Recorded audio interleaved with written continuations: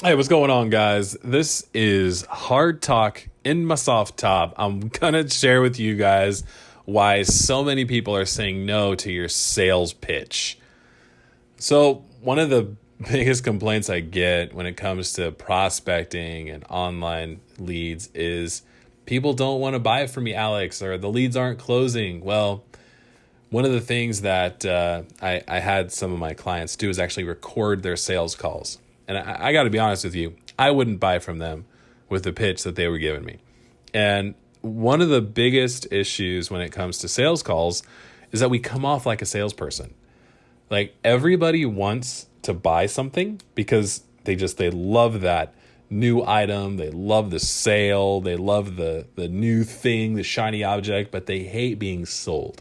They love buying and they hate being sold. So how can we come across like we're not salespeople, but we are experts, we're authority figures, we're there to support them? So I got a list of things here. So number one, the biggest turn off that you can do for your prospects is bragging about how many sales or how good you're doing. Like, I'm salesperson of the month, or, I crushed this, my sales goal today. Like when you start bragging on social media, people see that and it makes them feel like they're just a number because you're bragging about numbers. It's like such a turnoff. So that's number one. Don't do that. Don't be that person. Number two, when you're too easily and readily accessible. And I know this goes against a lot of what we're taught as a salesperson, but think about this. Is somebody who is an expert, like a professor or mechanic, they have appointments that are like, you can't just walk in and say, I want you to see my car right now. Like there are people that they are serving right now already. So when you're too easily and readily accessible, it actually kind of dilutes your value. Third thing, being too pliable, like being too like, oh yeah, sure, I'll make that change. I'll like just agreeing to everything they say. It's just like, wait, do you have any sort of standards? Like, or are you just going to agree to any deal that I send out there? Like, that's a quick way to lose them. Being too eager. When people smell desperation and it smells rank. So don't be too eager. Don't be so desperate to close the deal. Number 5, being pushy. I don't even need to explain this one. This turns people off, and yet we still do it. A lot of it comes from our desperation to close the deal. So we start pushing people and being like a hard close, or, using these manipulative tactics. Blech, don't do that. Trying to hurry the prospect. Like if you're an expert, if you're an authority figure, if you're successful, you don't really care if the prospect says yes, right? So you're just like, hey, if you pull the trigger, awesome. If not, it's all good. Like I'd love to work with you, but I don't need you. And it's not. You're not dismissing their importance. You're sharing with them the reality of your situation.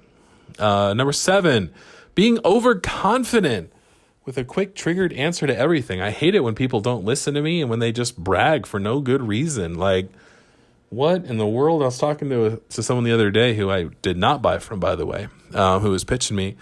And he just kept telling me how good he was at his job. And I was like, okay, you don't know what I'm looking for, but, and then like, before I could even finish sentences, he was answering me like, dude, you're not listening to what I'm saying. You just want to be right. It was such a turnoff. Don't do that. Number 8, pushing products from your own agenda versus diagnosing needs and offering custom solutions. Like, like there is a fine line here. So just so like, there are times when a prepackaged solution that you have is just the right fit.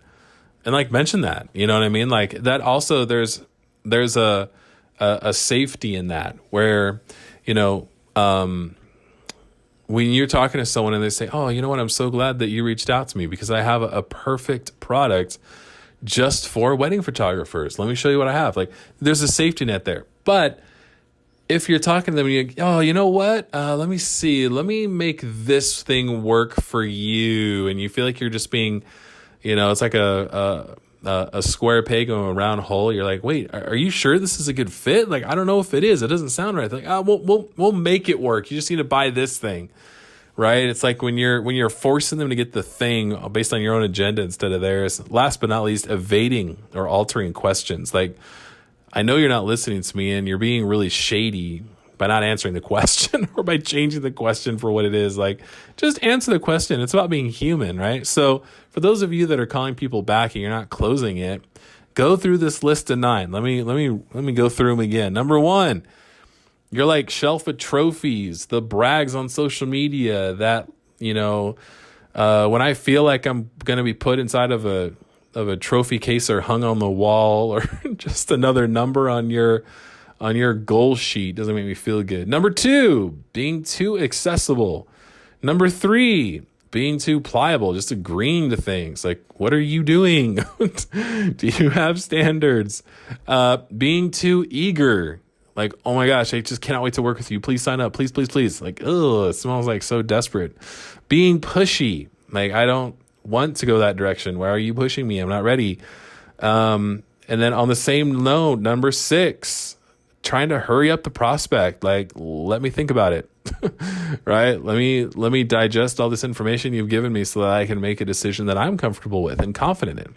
Number 7, being overconfident and then just responding with a quick triggered answer to everything. Like, you're not even letting me finish my sentence. Number 8, pushing products that obviously are not a fit for me. You just want me to buy your thing.